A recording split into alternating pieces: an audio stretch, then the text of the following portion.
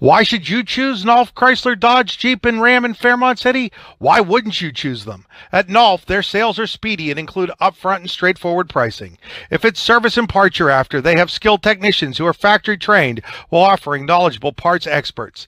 Maybe you need Nolf's full service body shop offering top quality collision repair to all makes and models of cars, trucks, vans, and SUVs. Or do you want to cruise the highway in a clean, shiny vehicle thanks to Nolf's detailing service? No matter your needs, Nolf, Chrysler, Dodge, Jeep, and Ram in Fairmont City is there for you. Find out more at nolfchryslerdodge.com. Welcome into another edition of Nolf Bites here at Nolf, Chrysler, Dodge, Jeep, and Ram in Fairmont City. I'm Chris Rossetti. I'm alongside Ronnie Geist and Andy Byers, and it's just another week of the show that bites here in Fairmont City, where they're really busy today, actually. So make sure you stop on down on Tuesday. Keep them busy. They like to move some cars, like to sell some cars. Tuesdays are the best days to come down. It's my off day. Andy gets to do all the paperwork.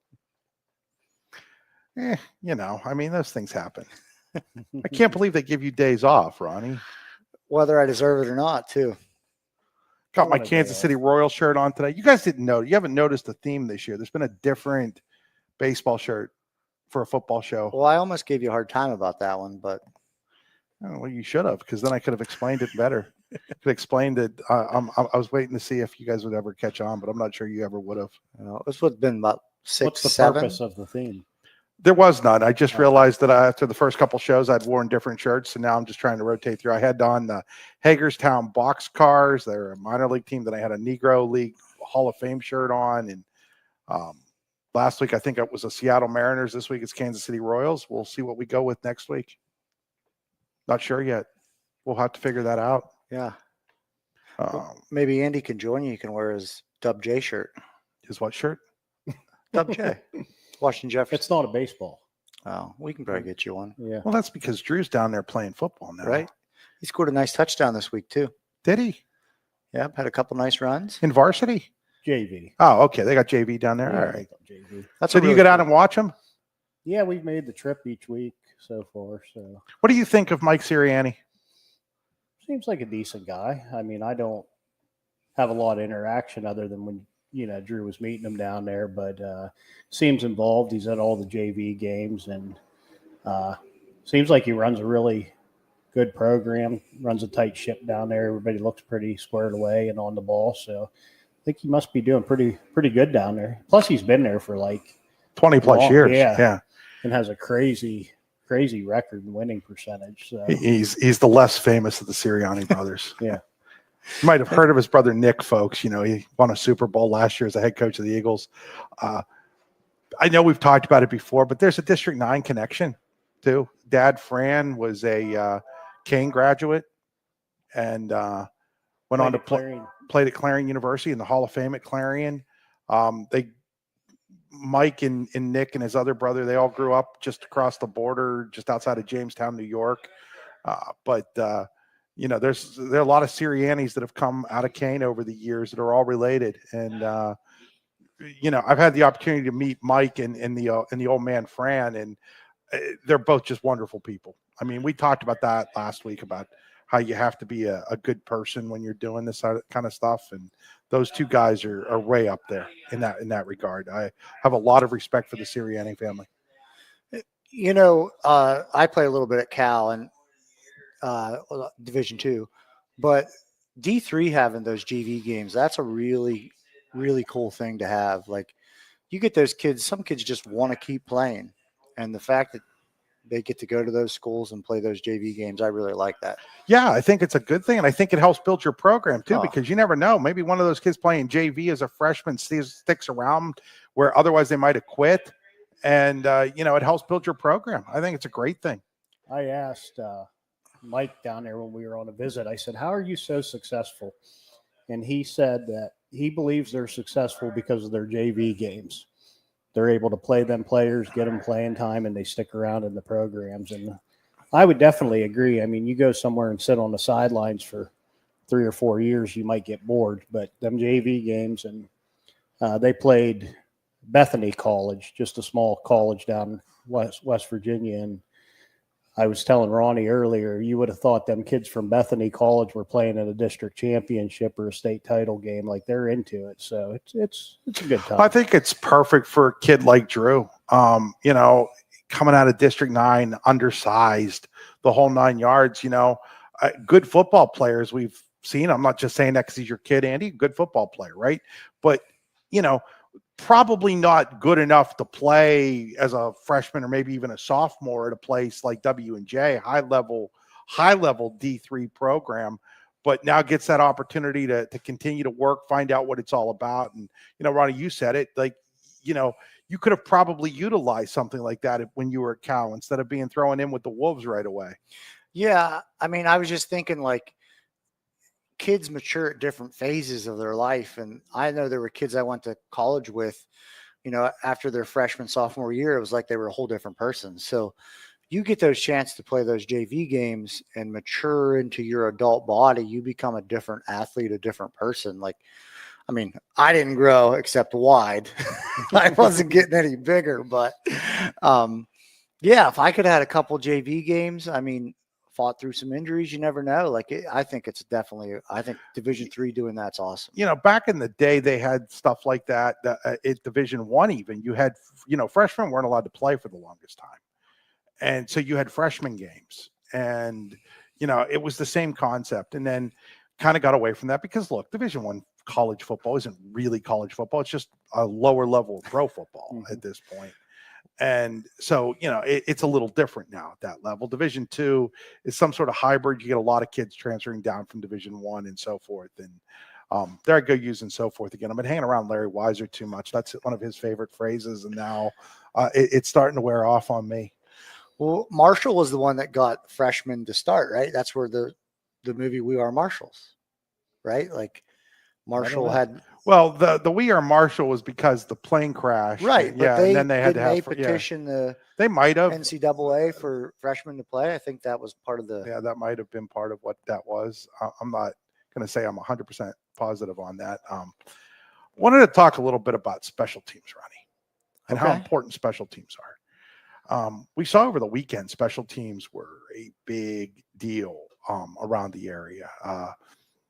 Our player of the week this week, kid from Punxsutawney, Owen Roken, kicker, probably going kicker's the player of the week. But when you think about it, kicks the game-winning field goal against Central Clarion with like 3 minutes to play, 32-yard field goal. Well, it's a 32-yard field goal. Well, how many high school kids kick 32-yard field goals around here, right? Was 3 for 3 in extra points. How important is the extra point? You win by 3, he goes 3 for 3 on extra points. If you don't have a kicker and you don't make the 2-point conversion, you're in a tie game there instead of being, and that's under the assumption you kick the field goal, which you probably don't because you lose the game without the kicker is my point. There were numerous kicks and punt returns for touchdowns. Kerwinsville won its first game thanks to Cale Butler, who had a punt return and a kick return for a touchdown. Wasn't as big of a deal in Port Allegheny's win over Smethport, but Kellen Vio had a kickoff return for a touchdown and a punt return for a touchdown. The closer the game gets, the more important it becomes. And, for Steeler fans, they saw that yesterday. The guy, Caleb Johnson, brain farted and doesn't cover the kick. And, it changed the entire complexion of that football game. Wasn't the only reason the Steelers lost, but it was a big reason the Steelers lost. As a coach, and I know you've only ever been an assistant, but as a coach, how much time do you guys spend on special teams? I think it's like the hidden part of the game. It's the part that everyone knows about, but they only know about it when it goes bad, right? Other than that, you're just kicking the ball, you're running down, you're tackling the guy. When I was in high school, Waz was our coach, and Waz used to always, we spent a bunch of time on punt. We would quick kick. So, like, if it was third and forever, we might quick kick on third. But Waz would say, like, a punt's an offensive. We're gaining yards, and it's an offensive play. So we took pride in blocking. Like, you never take that off. We have a Coach Bartley. He's a new coach this year. He was a all-state long snapper, so he takes some pride in that. But we have sessions where, used to be kickoffs, extra points, kick returns. Those were times where you give a starter a break. You give them a little breather, maybe put a kid in. Plus, you're getting young kids reps. You're seeing a lot of teams and a lot of good teams. They keep a lot of starters on there, and that tells you right there that has a huge impact on the game. If you're going to keep, your starting linebacker on kickoff or kickoff return, like it matters. It's something that has to be taken very, very stern. You have to take a stern position on it. I can only speak for us. I know Blaine for years has done it himself, but you have to take pride in it. It's something you have to do all the time. How much time do you guys take in terms of teaching the kids the rules of the game? Because that's another part of what we saw happen in the Steeler game. And I know they can say, well, we practice it every day and we go over that stuff every day. But obviously it didn't get through to Caleb Johnson. And at some point in time, it has to be, how do you make sure it gets through to the players, the rules of the game? Like the rules of, hey, if you're on the sideline, put your feet out of bounds and then touch the ball, because then it's out of bounds. I know with so much going on that it's hard to make sure that everything gets covered, but is that something that you guys emphasize at Red Bank? Well, I wrestled a little bit, and we talk about mat awareness. You have to know where you're at on the mat. Am I close to the out of bounds line? Can I use the out of bounds to an advantage? We do talk, hey, in this circumstance, you have to understand that this can happen, or this can happen. But a lot of times it's being in the game in the moment. But you do have to take time to explain to, for instance, we're talking about special teams, explain that when I'm fair catching the ball, my hand has to go up so that it's obvious. I can't, if I toss my hand up and get run over, that's on me if I fumble that football. But you can't let it up to the referee to make that decision. You have to be so obvious with it that everyone can tell. But honestly, at the Steelers level, those guys part of their job is to be knowledgeable in those circumstances. Like they're getting paid a lot of money to know that stuff. Right. I mean, but I'll be honest, we as high school coaches, I kind of joke that the kids stopped playing backyard football, so they stopped learning things and stopped the game. The game's faster now because there's no backyard football to play. But some of the rules that we probably knew because we argued about them over whether he got past the tree on first down or if we were punting or grunting, some of the kids aren't doing that nowadays, and part of that hurts. Do you see that, Andy, at the youth level? I know you coach some at the youth level. I mean, how much of it is it you guys having to teach these kids even the basic rules of the game? Well, we obviously have to teach them, but I guess their knowledge of the rules kind of surprises me, really. Like kids they play Madden football, the technology nowadays, like most of the kids, believe it or not, know the rules. Now, I'm not saying that you don't have a punt where you're screaming, get away from it, because there's always 2 or 3 kids, getting too close to. I think you guys didn't you guys have a kickoff? Was that this game where the kickoff went all haywire, almost went backwards, and Blaine was kind of losing it on the sidelines. One of the kids is running up, and he's saying, stay away from that. But in general, the kids really seem to know the rules. They really do. I will say the one that kills me, it happens every game because they see it on TV, is the pass interference. Everybody thinks that it's a spot foul. It's a spot foul. Yeah. And the funny part is it's only a spot foul in the NFL. It's not a spot foul anywhere else. You'll see them herd down and it's like, no, come on back. Yeah. Like that, it cracks me up every time it happens. Yeah, it just, is one of those things that interests me. It's kind of the game inside the game. And, if you understand the rules, sometimes it can be an advantage for you. Well, yeah, the more you know the rules, the more the advantage it is. I'll ask Craig Hybel, who's an official. I'll be like, hey, look this up and tell me what the actual rule states so that I know what I can coach and what I can't coach. And as far as the special teams go, I don't think we're leaps and bounds ahead of anybody when it comes to special teams. I think any good coach is taking quality time out of every practice and doing something with special teams. The first coach that I can think of that would win football games because his special teams would make plays is Clyde Conti. Clyde was a master at winning games where where they shouldn't have won because they blocked a punt or they returned a kickoff. They might have been deficient in other areas, but when it came to winning football games, he found ways to do it with other aspects of the football team. I think, honestly, that's what was so surprising about Caleb Johnson yesterday is the Steelers are usually the team that's winning games because of special teams, not losing games because of special teams. Yeah, you have to get the high school level, you have to get kids bought in that play matters. I think Clarion does a good job. Like they try to block every single punt, at least it looks like it. They're coming after it.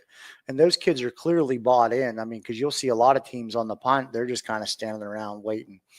And I think that's something that really goes back to Larry Weiser's coaching style, and it just continued there.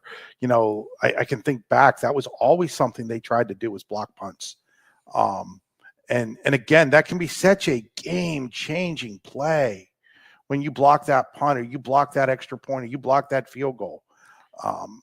And I think the other thing I've seen programs trying to develop kickers more.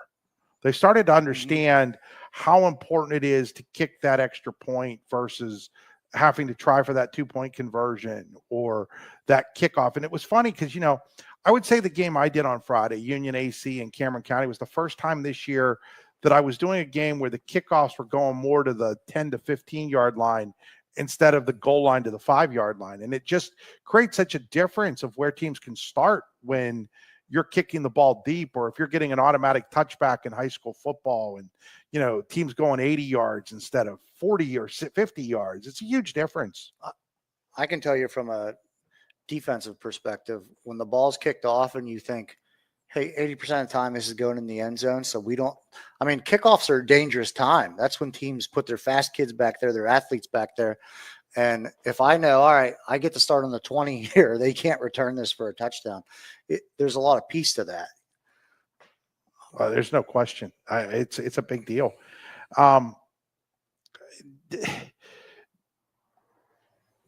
We had an opportunity, Ronnie, you and I, we were down here last Saturday. Red Bank did a Hall of Fame. I think those Hall of Fames in schools are great. I think District 9 needs a Hall of Fame bad. I think that it's something that we're missing as a district in District 9. Are there other districts that do it? Whitfield does. That'd be a good one. Yeah, Whitfield does. In District 10, again, it's more about, I've always said District 10 is a little different. They're much more about their county level stuff because they have so many schools in each county. So like Erie has a Hall of Fame. Mercer County has a Hall of Fame. I'm not sure our counties are big enough to have their own Hall of Fames at the end of the day. Probably not. But it got me thinking about some of the great players and some of the current great players. We talked a lot about Aiden Bliss as a person last week, and obviously a great football player, and being and then thinking about some of the other great running backs, Cal Cathcart from Clarion, Aaron Contafio from Brockway, just staying in District 9 right now. Some of those guys, the Sipe brothers from Kerwinsville. And the one thing that occurred to me was they were all wrestlers. It's weird how that works. Why is that? I mean, you were a wrestler and you were a good running back too. What is it about those two sports that cross over? The biggest thing to me is the hips. When you watch Bliss run, I was just watching film on him today because unfortunately we have to play him on Friday. How do you stop him? I hope that he steps out of bounds a few times, trips. But I was just, when people hit him, he doesn't move. He doesn't come off his line. People hit him. He absorbs it, keeps going. And if he does get off his line, he has the balance, the natural balance that comes from, when I'm in a wrestling position and someone comes at my legs, I have to put myself in a position that I can defend that while still being athletic. And I think wrestling is the ultimate combat sport. I mean, we heard that at the Hall of Fame. They talk about wrestling being a combat sport. Wrestlers are generally used to always getting hit in the head. First line of defense in wrestling is my forehead. So, you just get that sense of mean, nasty. As a wrestler, I used to joke there was no fun parts about wrestling. even when they raised your hand, it wasn't fun because you knew the chaos that you went through for the week beforehand to get your hand raised. Now those guys were high level, including Bliss, or high level wrestlers. I wasn't that level of wrestler. I mean, but it's still but you were a good running back, and the things that translate between the two, I think, are important. Oh, it is. The basketball players seem to be more the quarterbacks, the wide Right. receivers, the running backs, the linemen tend to be more of the wrestlers. The linemen make sense. They're little bigger guys, they're not really going to be into basketball as much. You don't see a ton of big guys playing basketball, big guys in terms of like lineman type guys playing basketball. You do every once in a while. Remember the guy at Moon High School, ended up playing at Penn State. Shipley. Yeah. AQ Shipley. I remember they played Bradford in a state semifinal game over at Slippery Rock, and AQ Shipley was out playing basketball. And it's almost disconcerting when you see a guy that size playing basketball. It's not used to seeing a guy that size playing basketball. Usually the basketball guys are the really tall, Right, lean guys. Locally, one of my sponsors, Larson's Garbage Service, Brad Larson, was a really good basketball player, great offensive lineman for Clarion in the late 90s, early 2000 there. But those guys are far and few between, really.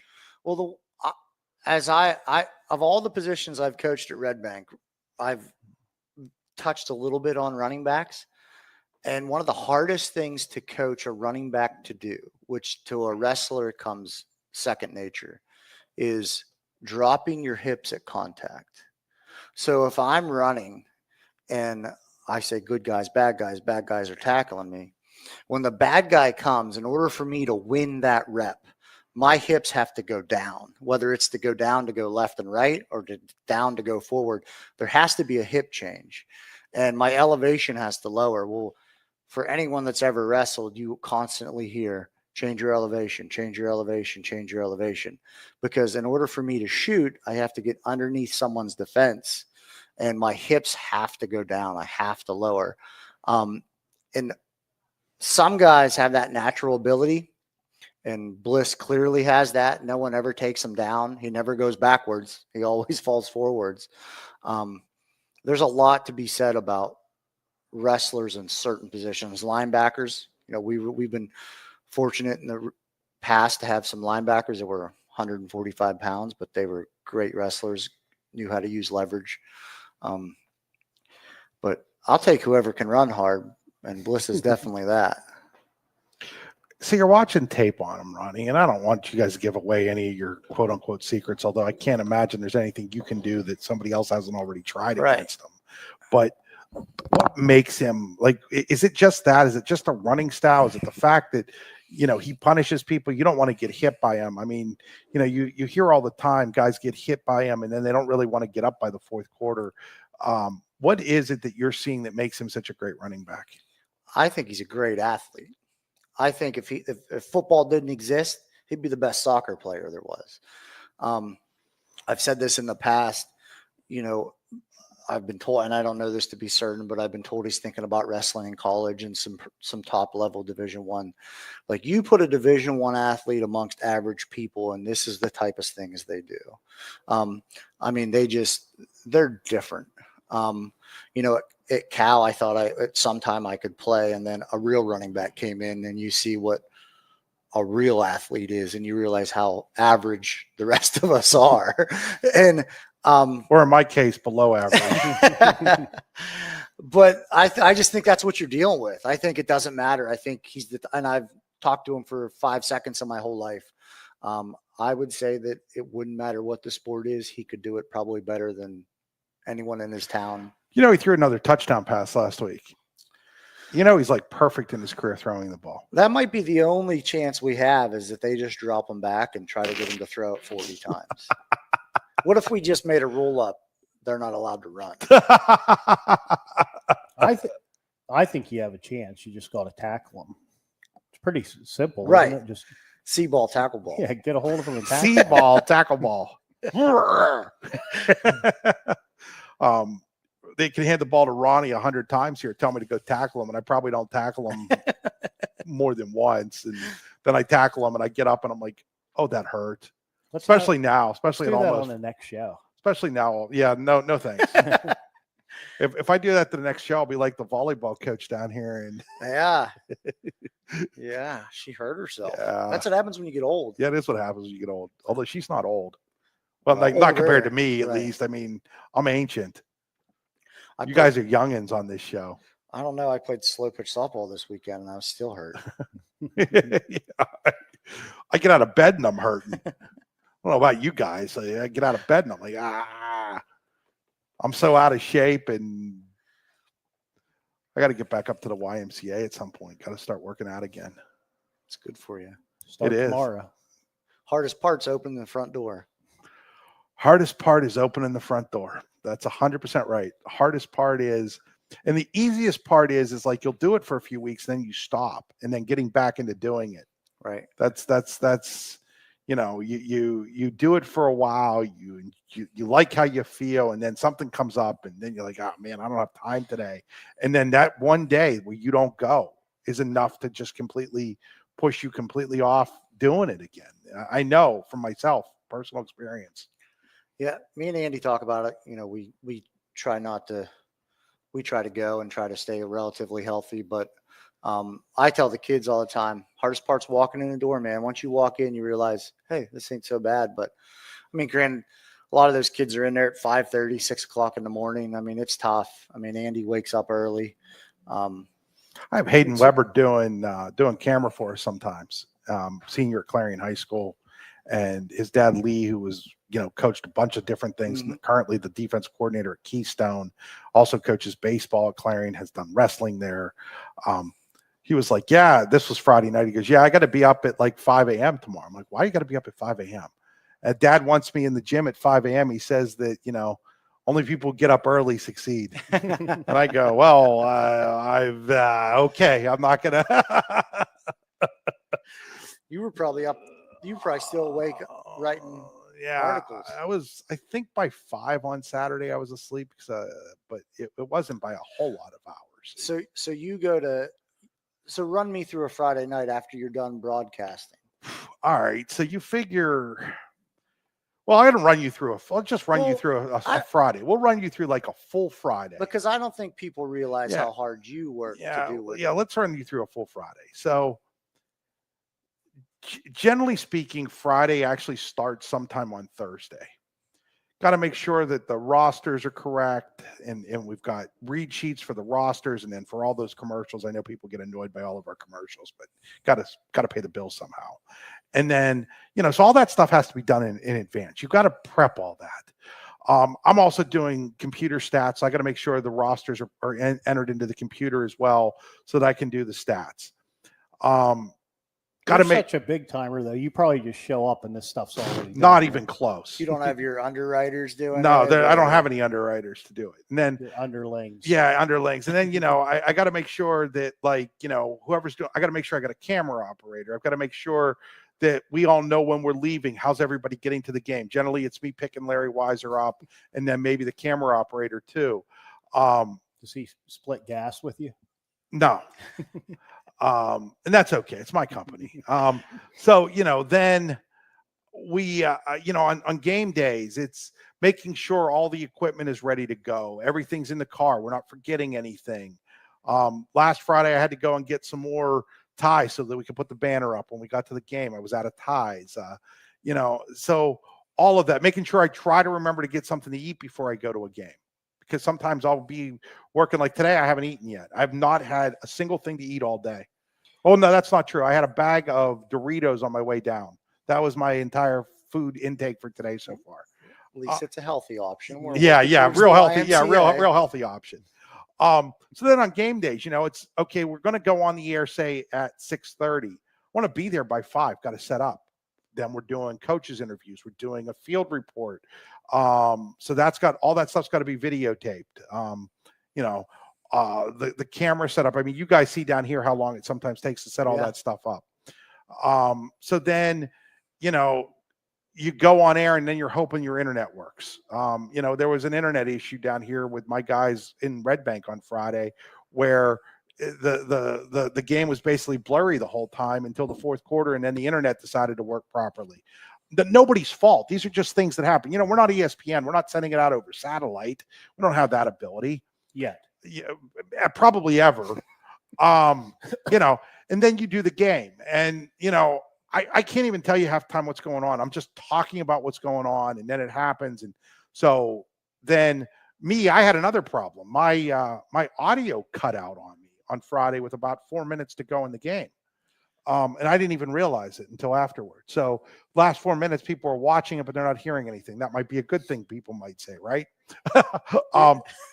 Well, did you take some, like when the game's going on and you're calling the plays and how it's working, is there some type, is that just a feel thing, or did you like take class? Like, it's just a feel thing with me. I had no formal training. I didn't know if that. Yeah. I mean, some people have had I had no formal training in it.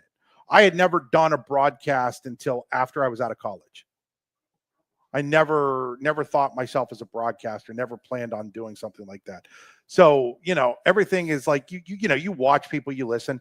I'm okay at it. I don't think I'm great at it. I don't think I'm terrible at it. I think I can pretty much let people know what's going on. I get a little more excited sometimes than maybe I need to.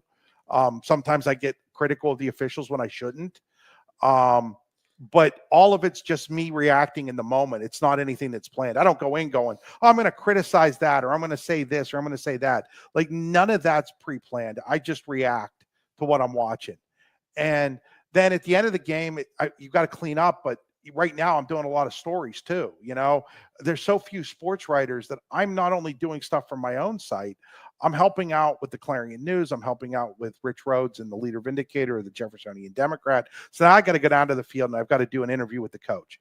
Then I come back and we got to clean everything up. Again, that's a time-consuming effort, as you guys have seen. So now I'm going home. Now, most people who are doing broadcasts, that's it. Like, their day's over. Mine's just getting started. Go home, make sure that our scoreboard was properly updated. Last week we had a mistake on it. We had Clearfield losing to Bellefonte in overtime instead of winning. Those things happen when you have so many games every once in a while. You don't like it when they happen, but they happen. So I had to fix that, and then had to start. We've been trying to do like feature stories on the games that we've done. So I actually wrote a full story on that Union AC Cameron game. Then it was time to start digging into the other games, and football stats aren't always the easiest to come by. You got to talk to other reporters. You've got to talk to coaches sometimes to get them. Sometimes coaches have them, sometimes they don't. And so then it's a lot of then writing what's happening. And well, that takes time. You know, I mean, you're talking, I do our District 9 recaps. Andy Close does our District 10 recaps. You know, that's time consuming to do all those recaps that you're reading about the next morning. Each one probably takes somewhere between 10 and 15 minutes, depending on how easy it is to find all of that. So if I'm done by 2 or 3 in the morning, I feel pretty good about myself. There was one, you know, sometimes I've got to actually go and watch film to get that. Like, I had stats from St. Mary's, but I had nothing for Ridgeway in their game. I want to make sure that those kids at least get what they deserve in terms of who scored their touchdowns. Maybe I'm not going to have full stats on the game. So I went and I watched some video of the game. I've done that a lot. I watch a lot of video on Friday nights to get just the basics of what happened, so that you people out there have that opportunity to read about what happens. There's a lot that goes into it, a lot more than I think you're right. Most people realize. And so if I'm in bed by 3, if I'm done by 3, then you're all wound up and you're not ready to go to sleep at that point in time. I mean, like, when you get home from work at 5 o'clock, are you ready to go to bed? No. So, you know, then I'll sit down and watch some TV or something and just try to relax a little bit.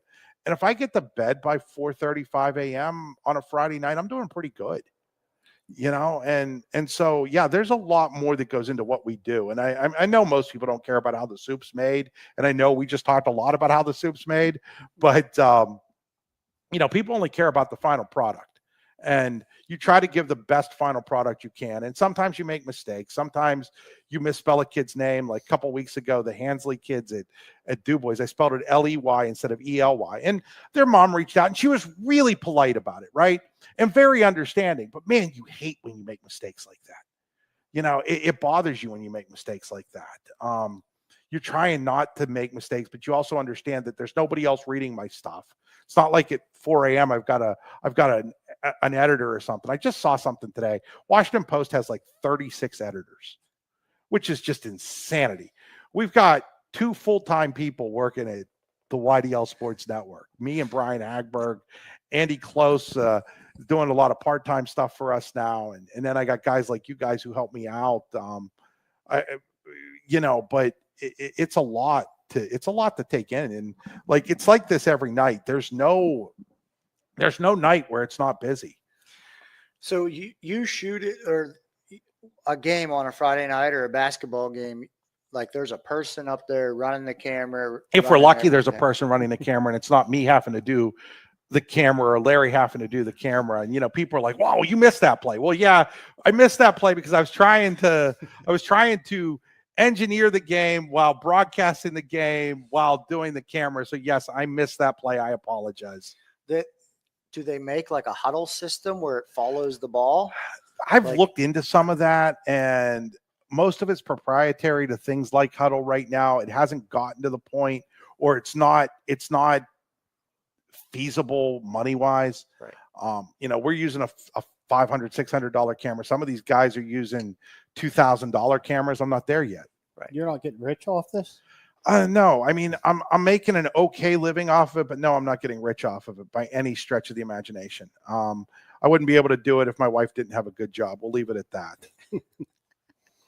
And doesn't mind sleeping alone on a Friday night.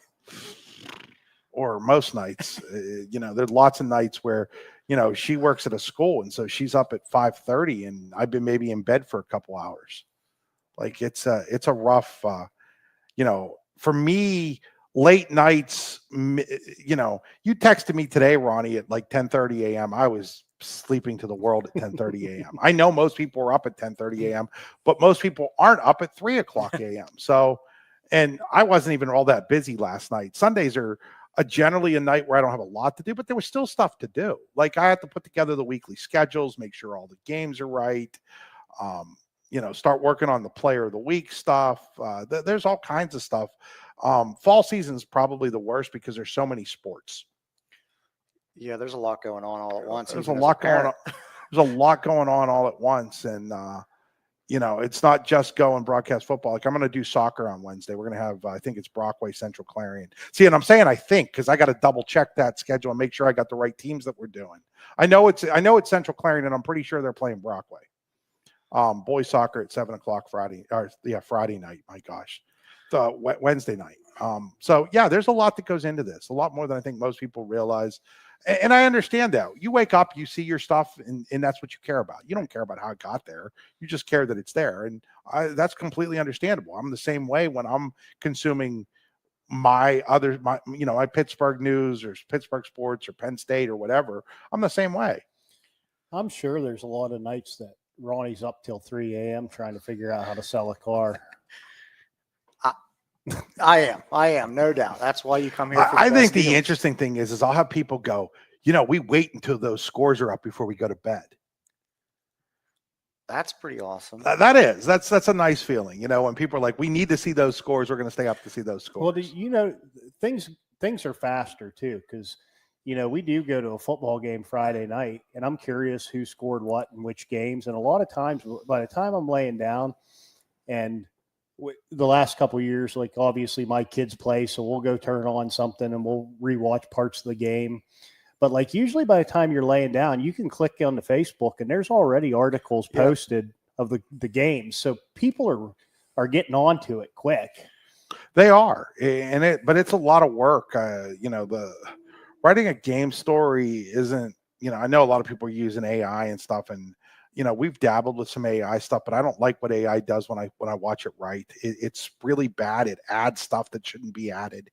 It's like making quotes up for people. It's talking about the excitement of this and the excitement of that, and it's like, but that's not really what happened, right? And that gets into a whole nother story about the problem with news media in the 21st century and why and how it creates its own story sometimes, but AI is only making it worse. It's not making it any better right now in that regard. I'm still old school. I write my own stuff. Well, speaking of big stories, Andy, you weren't at the Hall of Fame dinner, but I'm pretty sure Ed Wazalowski might have said that he was interested in coming on our show, if I heard him right. Is that maybe how you heard it? I think I heard that. Yeah. I think we got to bring Coach Waz on. Right. Ed Wazlowski. Yeah, go ahead. I was going to say there's probably a line of individuals that like to be there, though. Well, it sounded like to me when Waz was talking that it seemed like he wanted to be that first person. For those who don't know, Ed Wazlowski, longtime head football coach here at Red Bank Valley. Good guy, really good guy. Talked about that, Ronnie. Like when I first got to Clarendon County in 1998, 98 football season, the lot of coaches that ended up being longtime coaches, Clyde Conti at CL, Ed Wazlowski at Red Bank, Larry Weiser at Clarion, Ed Conto was at AC Valley on his way to going to Karnes City. Dan Reed was at Keystone. He's still coaching. Of that group, he's the one that's still coaching. But we don't see that very often. You just don't see guys stick around for 25, 30 years anymore. No, I think they always say, oh, kids are different nowadays, but I think times do change a little bit. I think it's important for a head coach to relate in some fashion to the kids. And I think, Waz said it perfect one time. He's like, the kids keep me young, and I think you have to take that approach. Like in my mind, Waz coached for the right reasons. He coached because he loved the game and he loved the kids. Not that these coaches currently don't. I'm not saying that. I'm just saying, like, I think it takes a lot out of a person, out of a man, out of a family. I can tell you, I'm fortunate that Blaine allows me to coach once a week. I'm there on offensive nights and I'm there on Friday night, but it's just as important that my wife is okay with that, so I couldn't imagine the stresses that come as a head coach with a family. Your kids have soccer, they have whatever, that you have a whole nother life, plus 40 kids and 10 coaches are yeah, it's a lot. It's a lot, and it's a lot for almost no money. Right. These coaches, but I get in the Whippio and some other big places, they're full-time jobs, but I mean, Blaine Gold's teaching all day at Red Bank, and then he's going to coach. Todd Smith is teaching all day at Clarion Limestone, and then going over and coaching at Keystone. Yeah, wasn't there a school in Texas that paid their head coach like 100? Have you seen the football stadiums in Texas? Yeah, they're better than most college stadiums. It's insanity. Like the high school football stadiums in Texas. Like I wouldn't be worrying about internet issues in Texas. Why don't we have that around here? What's the difference? Money. Where you want your money to go. You're starting to see it somewhere. Sometimes in the Whippio, there's some stadiums that are unbelievable now, but still nothing like what you're seeing in Texas. Texas has booster clubs that are like college level booster clubs at the high school level. That's what the difference is. The difference is I'm not saying it's not important here, but it's important at a different level there to a lot of people. Is it too important at that level? I mean, it's absolutely too important at that level. I mean, not even close to not being too important at that level. For a high school kid, like that. What do you think it's like? Can you imagine a Friday night though? I bet it's a good time. I keep saying, my brother lives down in Houston, and I keep saying I gotta go. How do I do that? Like, I can't give up my job. Like, it's gonna have to be after I retire to go do something like that, right? Like, I'll tell you what. I'll sit in on a Friday. Okay. night. Yeah, me and Andy you take a bye week. We might be using AI to write the article. Well, that's okay. We can live with that. We can live with that. I mean, I can do everything else other than actually showing up and broadcasting. That's the beauty of this job.